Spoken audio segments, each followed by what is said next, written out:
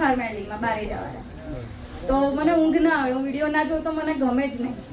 પછી મેં કીધું કે માડીમાં કંઈક હોય તો મને બતાવો. એટલે મને માડીએ સપનામાં સાપ બતાવ્યા, બહુ જ બધા સાપ. એટલે મને સરદોષ કીધેલો જ છે. પછી ફરી મારા ડિવોર્સ થયા એટલે હું બહુ ડિપ્રેશનમાં રહેતી હતી. મને એવું થયા કરે કે હું ઘર છોડી દઉં, હું મરી જાઉં, બસ મારે જીવવું નથી. મને મારા મમ્મી પપ્પા બી સારા ના લાગે, બહુ હેરાન થતી હતી.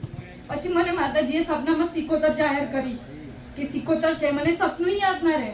માડી મને 2 થી 3 વાર સપનામાં કહી ગયા કે તને સિકોતરનું દુઃખ છે એમ. અને બધામાંથી માડીએ મને બહાર કાઢી નાખ્યું. બહુ ડિપ્રેશનમાં હતી.